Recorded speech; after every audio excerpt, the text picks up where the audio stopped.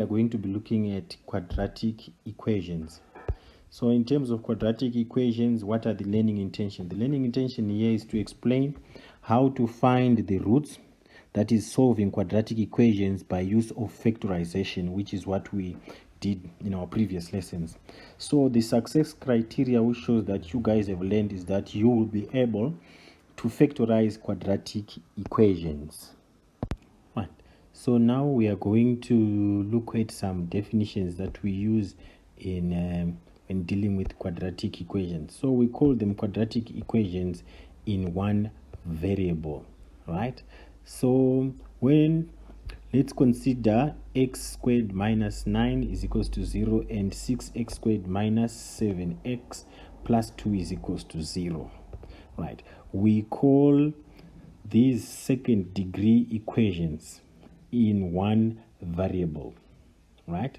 Because the highest power of the variable x is 2. So we can see the highest power of the variable x in both of these equations is 2, right? We also call equations like these quadratic equations. Right, so you must remember these terms when we talk about second degree equations in one variable, or we could talk about quadratic equations. So we can use those two words or terms interchangeably.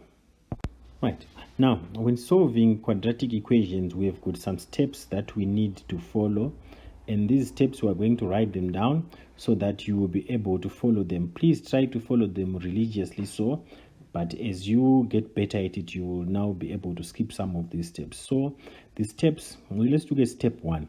Step 1, you write the equation in standard format. So the standard format is when you write it in the form ax squared plus bx plus c.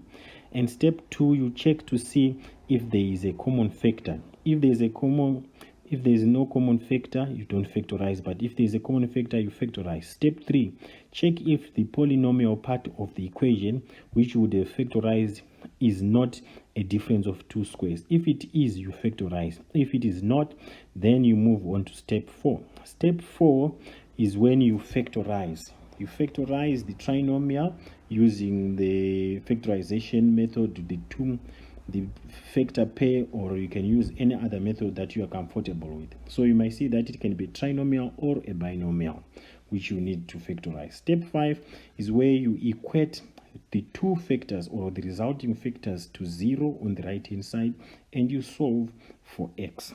Then we will say that you solve for x or you solve for the variable given. So make sure please you follow these steps religiously. So now we're going to look at some of the examples which we are going to work out together. Now let's look at this quadratic equation and solve for the unknown x. So step number 1, what we are going to do here is to write it in standard format, of which we see already it's in standard format. So we say step 1 is done. Step number 2 is when now we look for a common factor, of which here there is no common factor. Check.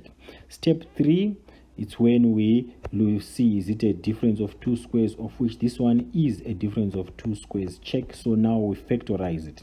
So to factorize it, right, we're going to factorize this one. So to factorize it, it's going to be x plus 3, remember it's an easy one, is equals to 0. So we don't have to do step 4 since we've already factorized, since we see it's a difference of two squares. So we go to step number 5 where we equate the factors to 0.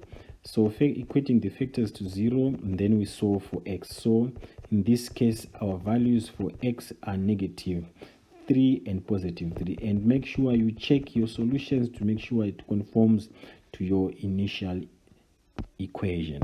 Right, let's move on. Here we've got another example number 2 where it says solve for x given 24x squared minus 34x plus 10. So we can see here the first step what we must do is step 1, remember, is to write it in standard format. Writing in standard format, we bring all the terms to the left hand side and the right hand side is equals to 0. That is the standard form. So check. Step number 2, we are going to see if there's a common factor, of which here, yes, there's a common factor, which is 2. We factor it out. Check. Step 3, It's when now we look at the polynomial part of it that see if it's a difference of two squares. This one is not a difference of two squares. Check.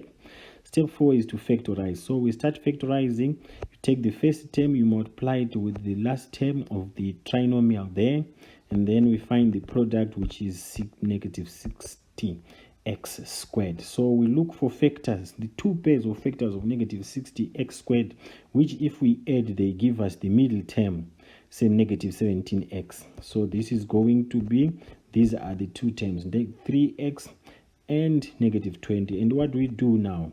We bring down 12x squared and we bring down negative 5, and then we take 3x, we put it there, we take negative 20x, we put it there, and then we factorize, common factor between those in pairs, and then we see it's going to be that. And then when we factorize, it gives us that. Remember, we've got the 2 and this is equals to 0. We've factorized. So we go to step number 5. When you divide both sides by 2, the 2 goes away, so we remain with the factors 4x plus 1, which we are going to equate both of them to 0, and we solve for x. So the first one is going to be x is equals to negative 4, and the second one is going to be x is equals to 5 all over 3. I hope you are all getting the hang of this. Right, another problem is given here, example 3, where you are given now this right hand side, we've got double brackets, and then at the left hand side, sorry, we've got double brackets, and the right hand side is equals to 20. So let's factorize. So you can see this one, it's not written in standard format. So the first thing that we need to do is write it in standard format. So to write it in standard format, what we are going to do to the left hand side, we are going to do the FOIL, right, to write it in standard format. So it's going to be 3x times 2x, which is 6x squared, and then 3x times 5 is going to be 15, negative 2 times 2x, negative 4x, negative 2 times 5 is going to be negative 10, which is equals to 20. And then we can tidy up. It's going to be 6x squared plus 11x, and then negative 10, and then we take the 20, we subtract 20 from both sides. It's going to be negative 20 is equals to 0. Then we tidy up again. It's going to be 6x squared plus 11x minus 30 is equals to 0, which is now standard format. Check step number 1, we are done. Step number 2, we are going to check, is there a common factor, of which here we see there is no common factor. Step number 3, we check now, is this a difference of two squares? No, it's not a difference of two squares. So we move on to step number 4, we factorize.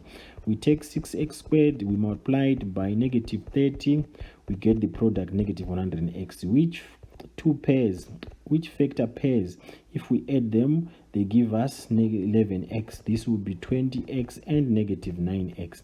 So we break down 6x squared, and then we bring down negative 30, and then we take 20x, we put it there, and 9x, we put it there. Then we factorize the pairs. Remember, this is equals to 0. We factorize the pairs. The first two pairs, we factorize it to 2x. Outside is the common factor. The second pair, negative 3, is the factor. We factorize. Remember, it's equals to 0. And then now we factorize the common bracket there, which is going to be, now the factors will be that equals to 0. Now we say we have done step number 4, factorized. Moving on, step number 5, we equate the factors to 0 and solve for x, which is going to be now our first factor is going to be x is equals to negative 10 all over 3. Our second one, x is equals to 3 all over 2. I hope everyone is able to. Right, another example 4. Let's quickly do this one together. Step number 1, yes, write it in standard format. This one already is in standard format. Check. Step number 2, is there a common factor? No, there's no common factor. Check. Step number 3, now we check it. Is it a difference of two squares? No, it's not a difference of two squares. Check. Step number 4, we factorize. Remember how to factorize. We take the first third term, we multiply the products, and then we look which are the pairs of factors, which gives us the middle term. We bring those ones down, we put in the pair of terms, then we factorize the pairs, and then we factorize the bracket. We've got our pairs of factors, and then we equate the factors to 0, and then we solve for x. I hope everyone was able to do that. So now what I expect you guys to do next will be to attempt those questions. Please, as practice, go through those questions, and if you've got any queries, let's meet at Edmodo and discuss everything. Thank you.